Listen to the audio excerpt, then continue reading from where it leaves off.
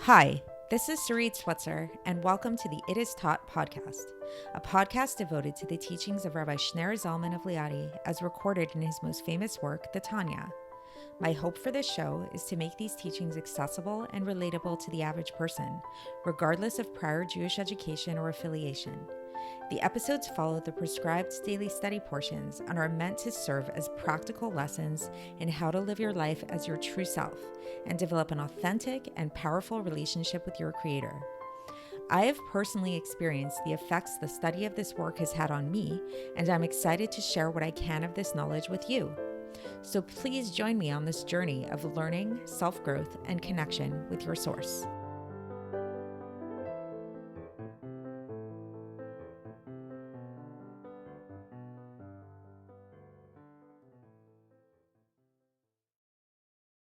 So throughout Chassidus, trees, or more generally speaking, plant life, are described as being the closest thing that we can experience here in our physical world to creation ex nihilo, to give us a sense of what creation ex nihilo is all about.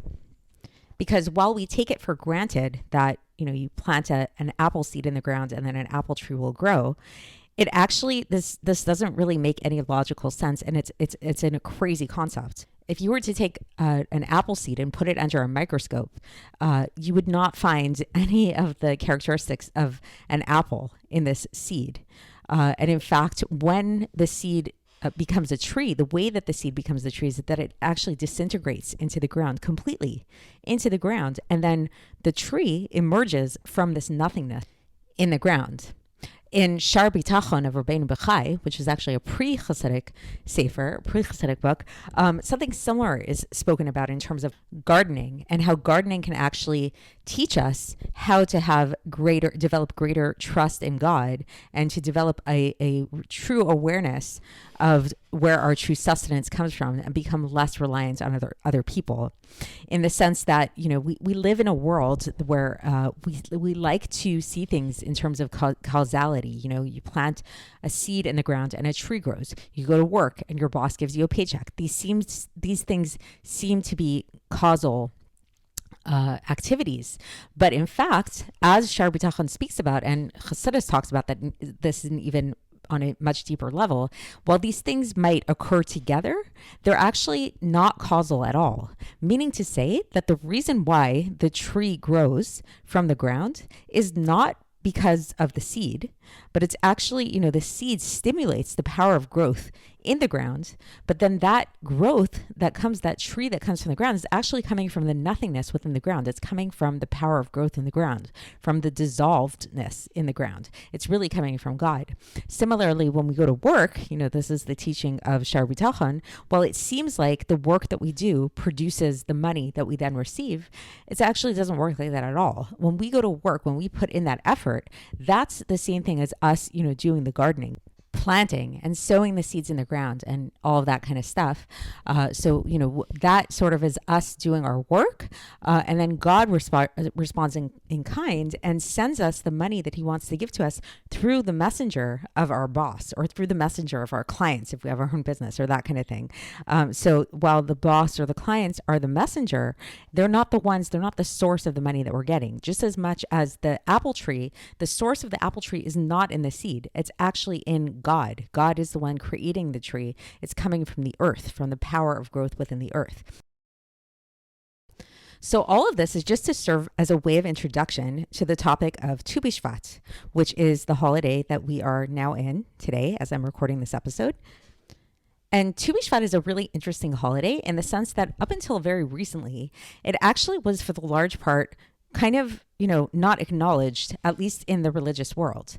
And even in the Jewish world at large, it actually only started to come into our purview more through the secular Jews, actually through secular Zionists in the 20th century, who coming to Israel wanted to start planting trees in the land of Israel, making the land of Israel really beautiful. And it was a way for them to kind of connect to Israel in a way that didn't feel that religious. And if anything, religious Jews sort of scoffed at this and didn't really see Tu B'Shvat as a serious kind of holiday. Yes, Tu B'Shvat is described in rabbinical literature as being the New Year of the trees. But first of all, this term Tu B'Shvat is secular in origin. I actually just found this out myself.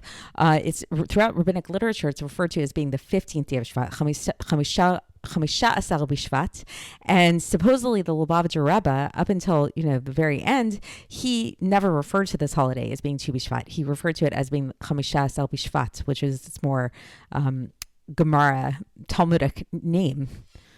So while indeed, Tu B'Shvat has been around for a long time, it only started getting a name for itself, so to speak, really through the secular Zionists. And then, interestingly enough, in more modern times and more really current times, in the more recent years, the religious world, especially the more Hasidic world, started taking up this trend and kind of getting into it in a more spiritual and religious way. And we start seeing things like Tu B'Shvat seders, where people sit around and, start eat different kinds of fruits and talk about the different spiritual worlds that correspond to the different types of fruits and the klipa and the peels and, different kinds of wine and colors of the wine and how these all have different kind of spiritual sources to them and things like that.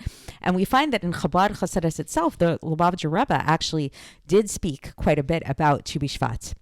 And so today I'm going to share something with you that I actually learned about Tu B'Shvat in preparation for somebody asked me to speak at an event, and for whatever reason I didn't actually end up speaking at the event, but I did do the research about Tu B'Shvat to have something to say, and so I figured might as well share it with you guys, and also because I did find it actually pretty profound and really inspiring. So I've heard before this concept, that the Rebbe spoke about it in Chassidus. It's spoken about how trees, man and tree are very similar, and just like trees, are constantly growing and thriving, and trees bear fruit. We should also bear fruit. We should also have, different actions in our lives come about. Those are our creative endeavors and things like that. But this thing that I learned, which I'm going to share with you guys, actually takes this whole concept to a much deeper place. And it really ties into this initial point that I brought up just before about this creation ex nihilo, which is really true transformation. And what I learned really shows us how the power of Tu B'Shvat is actually all about this power of transformation that we all have, this power of creativity that we all have, that really starts with our own selves and the power of transformation of our own selves in a really true way, because true transformation of the world really starts from the inside, ultimately. So what I'm going to be going over with you guys is something that I learned from a sefer called Toras Menach, which is a compilation of different Farbrengens, different talks that the Rebbe gave, and it's actually pretty unedited. These unedited talks that the Rebbe gave throughout the years, and this is from the year 5722. Tafshin Chafbet, which is the English year, corresponds to the English year 1962. And the Rebbe spoke about this idea of Tu B'Shvat and what the significance is to us in our own lives. So as a springboard to the Rebbe's discussion, the Rebbe brings up this verse that's often connected with Tu B'Shvat, which this verse comes from Devarim, from Parsha Shoftim, where it says, Ki ha'adam etz hasadeh, for is man the tree of the field?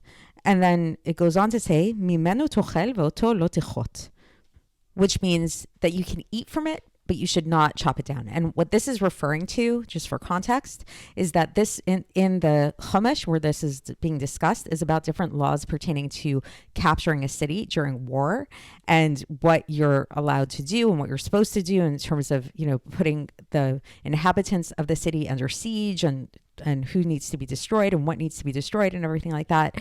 And the Chumash tells us that, when we come across trees in battle, we should not just chop them down, but rather we should, we're allowed to eat their fruit, but we shouldn't chop them down because, is a tree like a person that we should drop it down. And there are a lot of different explanations on this verse, a lot of different interpretations and things like that. And the particular explanation that the Rebbe brings here is actually from the Gemara, where the Gemara questions this likening of a man to a tree, this idea of ki ha'adam etz hasadeh, is man like a tree in the field. So the Gemara is like, what is this about? What do we mean a man is like a tree in the field? What's this talking about? And then the Sifrei, which is a more midrashic explanation on the Chumash, explains that what this is referring to, this idea of is man like the tree of the field, is referring to the fact that the life of man is dependent on trees. So it's not saying that man is like a tree, but rather that our lives are very dependent upon trees. So meaning to say, think about it, trees do take up so much of our lives. We get paper from trees, plants grow from trees. So many things come in our lives that we don't even think about really come from trees. So in beginning our discussion, basically what it seems like the Rebbe is going to be addressing here is these two aspects of man being like a tree and man being dependent on trees. And what is this all about? How are we like a tree? How are we nourished by trees? And is there a relationship between these two things? And what's like the deeper lesson here, the deeper impact in terms of our lives? So the Rebbe begins his discussion and he actually focuses on the Sifrei. He actually focuses on this idea of us being dependent on trees. And he gets deeper into what this means. He says, when we say, we're dependent on trees, it does seem a little odd at first glance because while yes, trees do play a very important role in our lives, we're nourished by a lot of things, right? Not just trees. Like a person might nowadays with paleo diet or keto or whatever, somebody could just eat a lot of meat. They're not eating trees. They're not even plants. A lot of people nowadays, there's like a new trend of the lion diet to not eat any vegetables at all. So what's going on here? So to explain this, the Rebbe actually cites Likutei Torah, which was written by the Alter Rebbe, in which the Alter Rebbe actually cites a pasuk from Tehillim, where it says "Velechem levav enosh isad," and bread which sustains man's heart.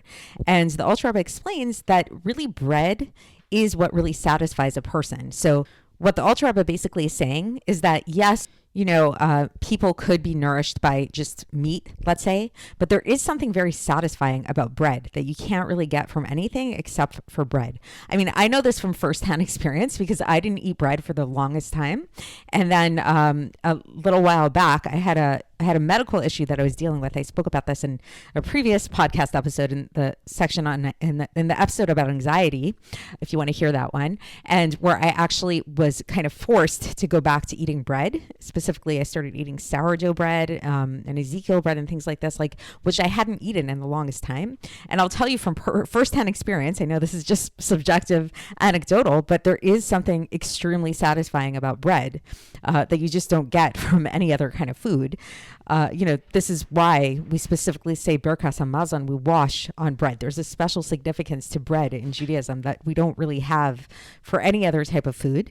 And where does bread come from? Bread comes from wheat, right? From the grain of wheat, which is plant life. So really, ultimately, if you think about it, what the Alter Rebbe is saying is that really, truly, our satisfaction does come from wheat. Now the Rebbe gets into a deeper discussion about why this is. Why is it that we are so satisfied by bread specifically and by extension, plant life? And so to understand this, we actually have to get into a little bit of a discussion about what is known as the four orders of creation, or maybe a better way to say it is the four orders of beings, of creations here in our world. And there's a hierarchical nature to this. So the lowest of these creatures in our world is what's known as the inanimate life. This is rocks, minerals, crystals, salt, things like that. It's just totally inanimate. It doesn't move. It doesn't have any life to it. It doesn't grow. There's nothing about it at all that appears alive, though we do know, according to Chassidus, that everything in the world, even this inanimate level, does have a spirit to it. It has some kind of soul, interestingly enough, that's keeping it in existence, animating it, even if it's not moving and it doesn't seem very animated. The fact that it's here in the world, it does mean that it does have some kind of spiritual energy. Then we have what's known as the vegetative life. That's the life of the plants and the trees and flowers and all of that kind of stuff. And that's considered to be one level higher because it does have the power of growth. Then above that, we have what's known as the animal life. And what's the animal life? The animal life, not only does it have the power to grow, but it also has the power of movement. Animals move around. They're not stuck in the one same place that they've always been. And then the highest, the king of all creation, is man. In Hebrew, we call it the medaber, the speaking person, because only humans have the power of language. So yes, animals do communicate with each other. They bark, they growl, all that kind of stuff.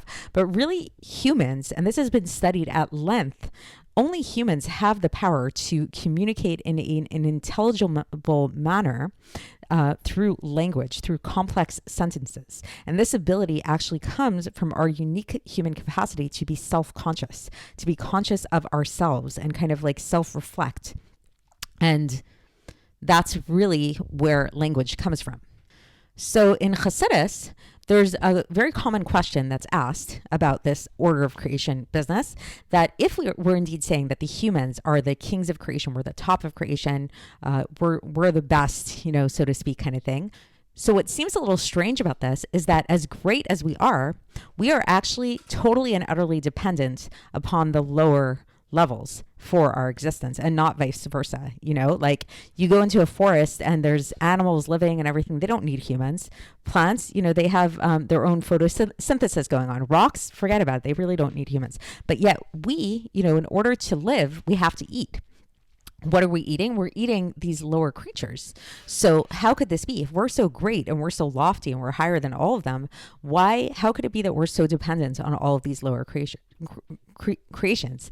So the way that Chassidus explains this is it says that as Chassidus explains that there's actually this principle, that this rule, so to speak, that everything that's found in our world has a spiritual source to it, and that the lower something falls, the higher its source. So what that means is that while yes, here manifest in our world, all of these lower creations, so to speak, the animal life, the vegetative life, and the inanimate life are lower than man. The truth is they're lower than man down here in our world, but that's only because their source in the higher realms is higher. And this is why, if we go through this order of creation, we can actually see that, yes, we are nourished by all three of those things. We eat animals, we eat plants, we eat different vegetables and things like that. We also eat minerals. So we're nourished by all three of those things. The animals, they don't eat, unless you're in the wrong place at the wrong time. Generally speaking, animals don't eat humans, but animals do very much eat vegetation. They eat plant life. And plants are nourished from the soil. So there is this kind of order of creation that happens where everything that's on the higher level is actually nourished from that which is below it, because that which is below it is actually coming from a higher place. And so with this in mind, going back to our discussion about us being dependent on trees, this is where the Sifrei started this discussion, we can now give another answer to this idea of this dependence on trees. Why is it that we feel so satisfied when we eat bread more so than when we eat animals? Is because, yes, the vegetative life is lower than the animals, but that means that its source is higher. So actually, when we're eating the vegetative life, we're actually being nourished in a stronger way, in a certain sense, than we are from the animal life. And now if we really think about this, and when we really think about how dependent our lives are upon these trees, then when we talk about now, we go back to Tu B'Shvat, we talk about this idea that it's a new year for the trees, that it's like, we think about a new year, Rosh Hashanah, Rosh Hashanah for humans. On Rosh Hashanah, our whole year ahead is being determined for us. When it comes to the trees, the same thing is happening. So on Tu B'Shvat, this is like the new year for the trees. What is going to happen to the trees this coming year? Now we realize that this isn't actually something like totally removed from us, because if we're so dependent on these trees, this means that we actually, that our fate is also being determined. If the fate of the trees for the coming year is being determined on Tu B'Shvat, that means our fate is also being determined in such a way. And this is why the Frierdiker Rebbe, the previous Lubavitcher Rebbe, actually explains that in the 9th bracha of Shmoneh Esrei, where what's called Birkat HaShanim, where we ask for a blessing for the years, for the year to come, then we're supposed to have in mind a bunch of things that are actually connected to trees. We're supposed to have in mind the 4 minim, meaning the 4 species on that we shake on Sukkos. The main one of which is the esrog, which comes from a tree, the esrog tree. We're supposed to have in mind the shmura matzah, which is from wheat, which is also, vegetative. And then sometimes we're supposed to also have in mind wine, which is a grape, which comes from a vine. So we see that we might not be conscious of it all the time, but trees are actually a very big part of our lives, and we actually are very much dependent on them. Okay, so that's the discussion about our dependence on trees. So very nice and good. So it's good, good to definitely now we can have a deeper appreciation of celebrating Tu B'Shvat because we can really appreciate how dependent we are on trees. But now we're going to go back to the Gemara, where the Gemara seems to be implying that not only are we just dependent on trees, but the Gemara actually focuses on another aspect of it, which is this idea of man being likened to a tree. This idea of this citation from Chumash, Ki ha'adam etz hasadeh, that a person is a tree. Is a person a tree? Like what does this mean? Is a person a tree? And the answer that the Gemara gives that explains this, and the take that the Gemara takes is it continues with the pasuk given in the Chumash, where it says Mimenu tochel v'oto lo tichot. So as we mentioned, that you should eat. When you're in war, then you should eat from the tree, but you should not cut it off. So how does the Gemara explain this? The Gemara explains that this idea of a man being like a tree, this is referring to a Talmid Chacham. This is referring to a Torah scholar, that a Torah scholar is somebody who we can see as a tree. So meaning to say that if somebody's a real Torah scholar, we want to eat from their fruits, so to speak. So they're like a tree that produces fruits, so much wisdom and knowledge, and we want to really garner their wisdom from them. And if he's not a Torah scholar, then what should we do? We should cut him down. So it's like in the Chumash, it's basically this reference to cutting down a tree. This is referring to somebody who's not a Torah scholar. So if somebody is a Torah scholar, we should eat from their fruits, not cut them down. If they're not a Torah scholar, then we should cut them out of our lives, basically. So now the Rebbe is going to ask some questions about this parallel that the Gemara is making to a person and a tree. So first of all, the Rebbe says that, okay, the Gemara seems to be saying that a person is like a tree in terms of being like a Talmid Chacham, and that kind of thing. So the Rebbe says, like, there are actually a lot of different ways that a person is like a tree. In Pirkei Avos, for example, in the Mishnah, in Pirkei Avos, there's discussions about a person being like a tree. This is in Pirkei Avos chapter 3, Mishnah 17, where it describes a person whose wisdom exceeds their good deeds. This is like a tree who has branches but very little roots. There are different discussions. So the Rebbe is saying, why does the Gemara specifically point out this idea of a Talmid Chacham as if this is the whole thing? It's about being a Talmid Chacham. Like, this is a very specific point. And to that point, it seems like when the Gemara is having this discussion, it seems like the Gemara is actually saying that a person is like a tree in their whole self. The whole self is like a tree. It's not just like an aspect of the person. And so this idea of a Talmid Chacham is a very, very particular aspect. It's even the Talmid Chacham, they might have a lot of different aspects to them. To say that this focusing with specificity on this idea of learning Torah seems to be very specific, when on the other hand, the Gemara seems to be implying that this isn't a very specific thing. It's actually a very general thing, that a whole entire person is a tree. And more so, not everybody is a Talmid Chacham. So, okay, so we can say that, maybe there's a parallel to a Talmid Chacham in a tree, but what about everybody else? So everybody else is just like the tree that we have to cut off. Like, it seems like we are saying that there is a connection between a tree and the entire human species. So what is this all about? And then the final question that the Rebbe brings up is there a connection perhaps between this idea of a person being likened to a tree and what the Sifrei spoke about, which is the idea of a person being dependent on a tree? Is there maybe a connection between these two things? So the way that we can come to understand this is by first bringing up this really interesting point that, again, is brought up very often in Chassidus and different mystical literature in Judaism, which is that a person is called a small world, an olam katan, in comparison to the bigger world, the world outside, the olam gadol, which in simple layman's terms, what that means is that every single person is a microcosm of the macrocosm of the entire world. So what this translates to in terms of our discussion is we're going to go back to these four orders of creation that we were talking about: the inanimate, the vegetative, the animal, and the human. And we'll see that while these four orders of creation exist in the macrocosm of the world as a whole, they also exist in the microcosm of every single person. So that every single person has an inanimate part of themselves, has a vegetative part of themselves, has a animal part of themselves, and has a human part of themselves. So the Rebbe here is going to focus on the vegetative part of the human, because that is what's pertinent to our discussion. We're talking about trees, Tu B'Shvat, and all that stuff. And the Rebbe says, where do we find the vegetative, the tzomech, it's called in Hebrew, the tzomech aspect, the vegetative aspect, plant life inside of a human? What does that manifest as? This is the person's midos. This is the person's character traits. How so? Because just like plant life, vegetative life, the whole like main characteristic of plant life is that it grows, right? That's what distinguishes it from the inanimate world, is that plants grow, flowers grow, versus, rocks do not, and that kind of thing. And so too, when it comes to a person's character, hopefully through time, as a person goes through life, they also grow as a person, right? Like we're evolving as people throughout our lives. So now going back to the macrocosm for a second, so we're going to kind of switch back and forth between the microcosm and the macrocosm here. I hope it doesn't get too confusing. But in terms of the macrocosm of the world, as we've discussed, the human is at the height of creation. We are, at least down here, the highest forms of creation. Yes, as we mentioned, other things have higher spiritual sources than we do, but here in this manifest world, the human is considered to be the highest on the totem pole.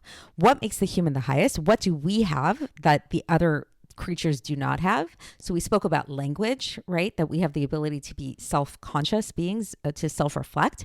So the way that this is kind of the word that's used to sum this up in Hasidic literature is the idea of sechel, intellect, that we have a mind. We have this, self-reflecting mind, this ability to intellectualize, conceptualize, that animals and other creatures do not have. So now going back into the microcosm of a person that we were discussing. So the microcosm of a person, like we mentioned, we have these 4 levels. We have this level of domem, tzomach, chaim, medaber. So we have the inanimate, vegetative, animal, and human part. So this aspect of our intellect is the human part of ourselves, because that is what it means to be human. What means to be human is the intellect.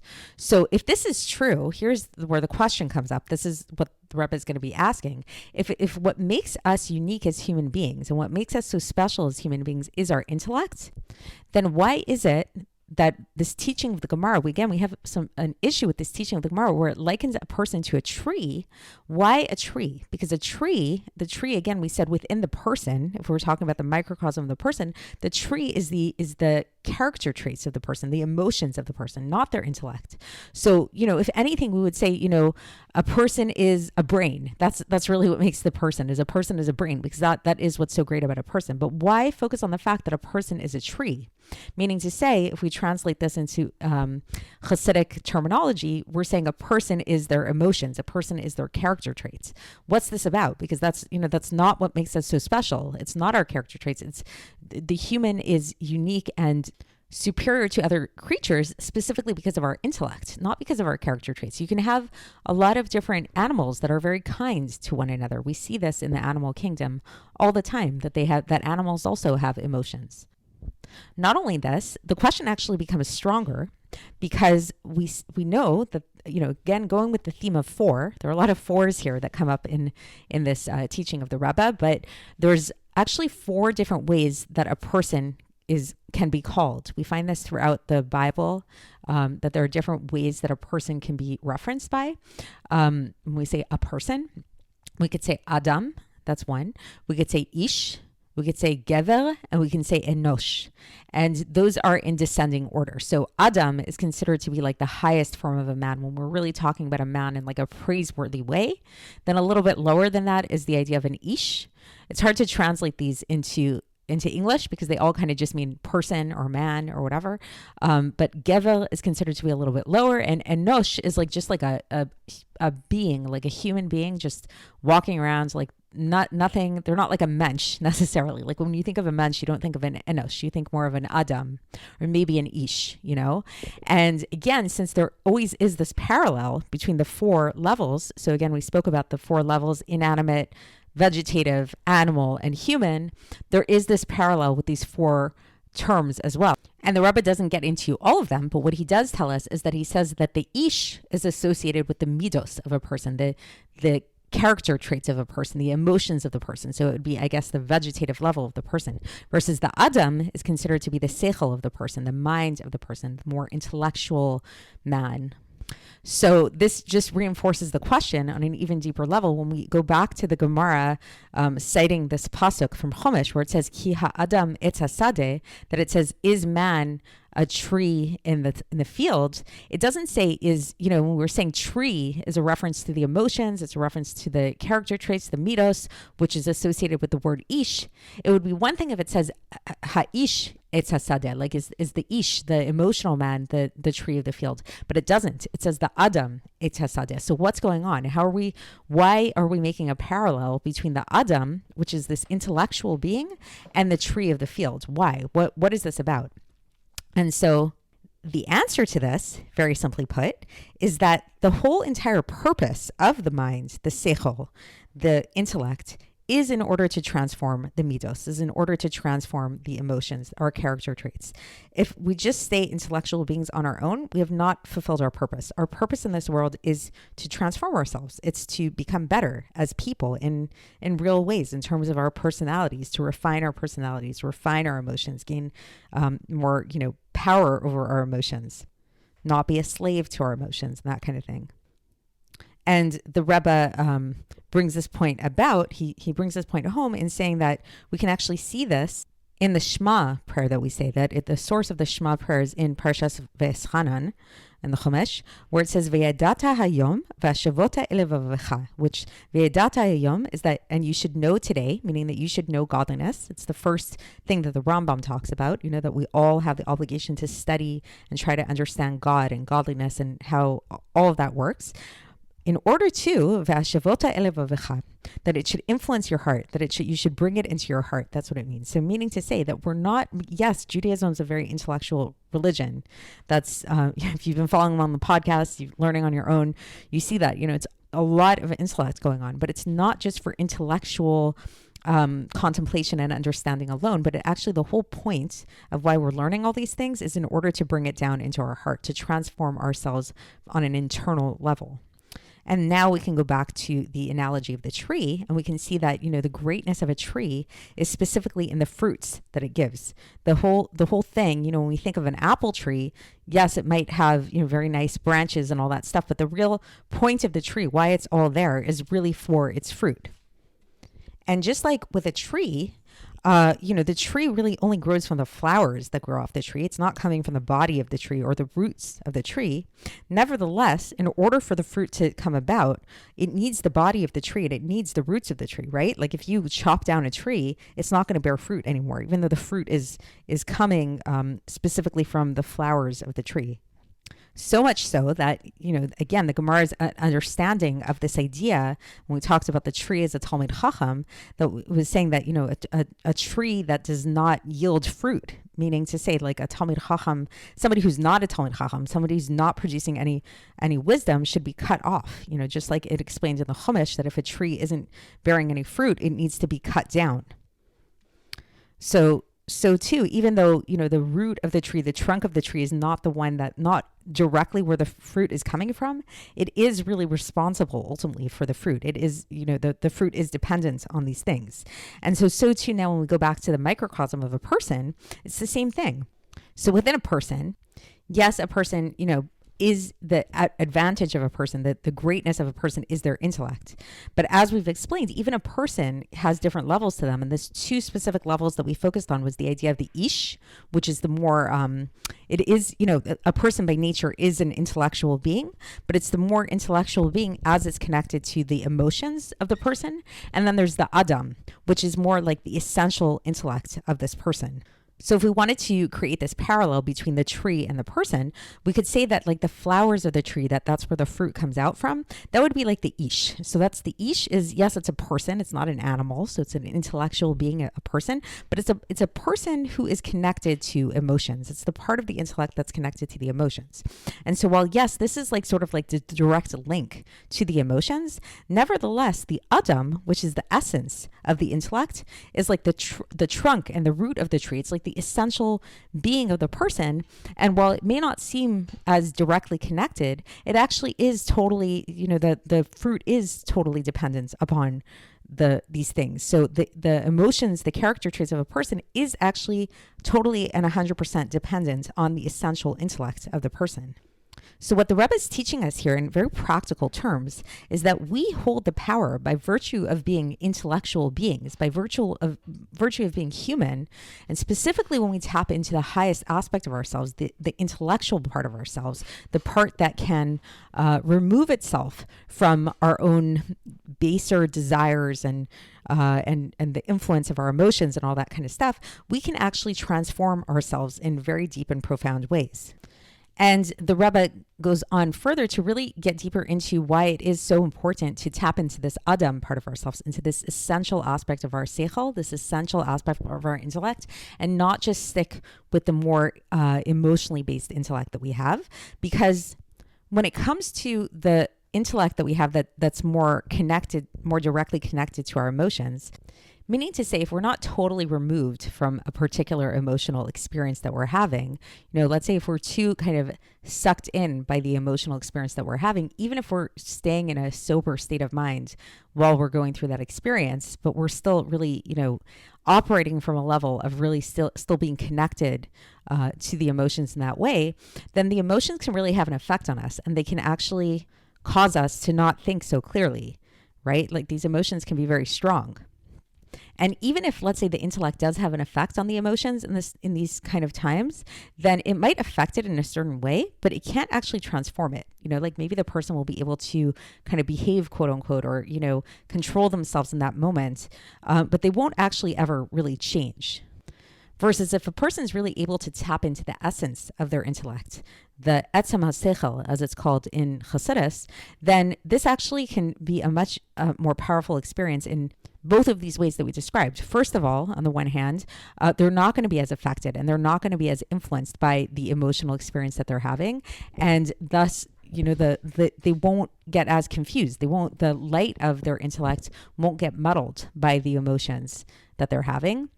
And thus the intellect can be the one that is in charge, and the intellect can actually shine light into the heart, into the emotions, and we can actually influence how it is that we feel. So yes, we can actually gain control over our feelings. And not only that, when we really tap into the essence of our intellect in this way, what this can actually do is it can actually cause us to change the nature of our midos, to change the nature of our character, that we can actually change who we are in an essential level. So it's not just about controlling ourselves in the moment or behaving in the moment, but we can actually cause real change. And then the Rebbe concludes this whole discussion in talking about Torah study itself and how there are two basic forms of Torah study. There's studying the revealed aspects of the Torah, and there's studying what's known as the inner aspects of the Torah, the pnimius Torah. And the Rebbe says that studying the revealed part of the Torah, what's known as Galia Shevat Torah, Nigla, this is definitely a very good thing to do. This is like when people study Talmud or Chumash, or things like that. So while it is a good way to connect to God and to connect to God's Torah, this study itself won't necessarily in and of itself clarify a person. Like we see, unfortunately, there are actually like a lot of secular Jews that study Gemara, and it doesn't necessarily inspire them to be more religious. And even if let's say it does clarify a person on a certain level, it's not going to actually change their nature. Somebody's not going to become a totally different person through studying Gemara, generally speaking. Versus when it comes to studying pnimius Torah, Chassidus, these deeper ideas that really tapping into the more essential, like godliness behind everything, not just the laws here and there, but more about like what's really going on behind the scenes. This actually will affect a person. It's impossible that it cannot affect a person. A person who studies Chassidus is going to be affected by it. And to such a point that not only do they become more of a refined person as a result, but they actually can change. Their midos can actually transform. Their character traits can actually transform. So that's where I'll leave you guys here today. There was more that the Rebbe spoke about, but it sort of went on a little bit of a different topic in terms of spreading the light of Chassidus into the world, which is a very beautiful thing as well. But I wanted to keep it here because I felt that this was kind of a topic in its own right. So Yeah, so kind of like just to sum it up in my own words, my own understanding of these teachings, I think what the Rebbe is really teaching us here is that the beauty of trees and the lesson that we can really learn from trees is going back to, the original point that I brought up in the very beginning of today's podcast, even though it's not spoken about directly in the teaching of the Rebbe that I went over with you guys, but I think it is very relevant. Namely, this idea of creation ex nihilo that we see in the power of gardening, that we see in the power of the earth and in planting, in vegetative life, and how this actually is very present within ourselves as well. And it's specifically on this level of the plant life, of the vegetative life, that there's a sort of rejuvenation that can happen where we can actually be renewed in a real way, and that we can actually really tap into this. And that not only can we tap into this power of rejuvenation, power of transformation within ourselves, that we're not stuck in our own definition of who we are, but actually this is the whole point of our existence, is to be able to do this, to affect this transformation, to become co-creators in the world with God. And the way that we do this is by tapping into that power that makes us uniquely human, that power of our intellect that makes us uniquely human. And in doing so, we're actually able to elevate the vegetative aspect within ourselves, meaning to elevate the emotions that are within ourselves. And then these emotions that are within ourselves can actually transform into something new and elevate us as a person, which in the macrocosm of creation, the same thing happens, is that when we eat different types of vegetables or fruits or these kind of things, what we're doing is that on the one hand, we're tapping into something higher than ourselves, because again, the plant life comes from a higher source than ourselves. And so we gain something from the plant life. But on the other hand, the plant life is benefiting from us at the same time, because we are allowing it to elevate back to its source, which is the whole purpose that it's here in the first place. So really, it's this really beautiful symbiosis that occurs. And it occurs, again, in this macrocosm of the world through plants, as we see, and it occurs within ourselves as well, that we use our intellect that God granted us with to transform and elevate our midos, to transform and elevate our emotions and our character traits. And then these character traits and these emotions really become something new and transformative, and elevate our seichel, elevate our intellect, so that it's no longer just this cold intellectual, brain, but actually it's fulfilled its purpose in the world, which is to affect the midos. So I hope that was clear. I tried to give this over as clearly as possible. If you have any questions, comments, or anything like that, I'd love to hear from you. Feel free to leave comments on YouTube or anywhere else. And until next time, I will speak to you then, and happy Tu B'Shvat. Thanks for listening to the It Is Taught podcast, hosted by Sarit Switzer. This podcast is dedicated in loving memory of my maternal grandfather, Avraham Yitzchak ben Binyamin HaKohen of blessed memory. Music by Shoshana. If you enjoyed this episode and would like to support the show, please share it with others and subscribe on YouTube, Apple iTunes, Spotify, or wherever you listen to podcasts. And make sure to leave us a 5-star review. To find out more about the It Is Taught project, including more information on my soon-to-be published book, please visit our website, itistaught.com. To catch the latest from me, follow me on Facebook, Instagram, and Twitter. Looking forward to speaking with you tomorrow, and until then, have a great day.